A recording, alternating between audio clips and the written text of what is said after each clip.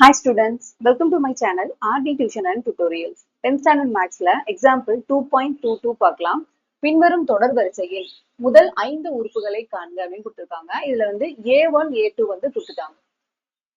அப்ப remaining A3, A4, A5 வந்து நம்ம கண்டுபிடிக்கணும். ஸோ முதல் 5 உறுப்புகள்ல முதல் 2 உறுப்புகள் கொடுத்துட்டாங்க. A1, A2 கொடுத்துட்டாங்க. A3, A4, A5 வந்து கண்டுபிடிக்கணும். ஸோ இதுதான் பாத்தீங்கன்னா அந்த கொஸ்டினே. an equal to a n minus 1 a n minus 2 plus 3 n greater than or equal to 3 அப்படின்னு கொடுத்துருக்காங்க.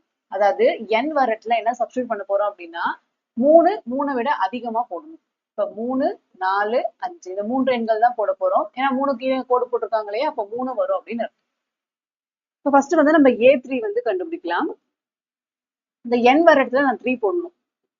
a 3 minus 1 divided by a 3 minus 2 plus 3. So 3ல இருந்து 1 கழிக்கும் போது 2. A 3ல இருந்து 2 கழிச்சோம்னா 1 plus 3. அப்ப A2 கான வேல்யூ என்ன? 1. 1 by A1 கான வேல்யூ வந்து 1 plus 3. 1 divided by 1 plus 3 வந்து 4. அப்ப A3 கான வேல்யூ என்ன? 1 by 4. அடுத்து வந்து A4. A 4 minus 1 A 4 minus 2 plus 3. So 4ல இருந்து 1 கழிக்கும் போது 3. 4ல இருந்து 2 கழிச்சோம்னா 2 plus 3. A3 கான வேல்யூ இப்ப என்ன கண்டுபிடிச்சிருக்கோம்?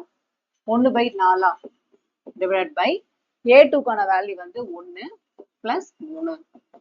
1 by 4 divided by 1 கூட 3 ஆட் பண்ணும்போது 4 அப்படின்னு வரும். இது வந்து ஒரு முழு எண்ணா இருக்கு இல்லையா, மேல பின்னமா இருக்கு, கீழே வந்து முழு எண்ணா இருக்கு. அப்ப என்ன பண்ணிக்கலாம் அப்படின்னா இந்த மாதிரி divided by 1 அப்படின்னு போட்டுக்கலாம்.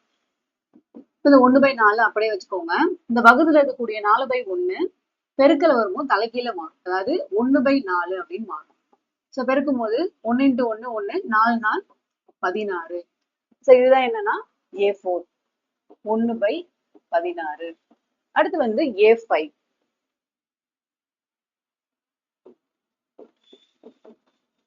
A 5 minus 1 divided by A 5 minus 2 plus 3.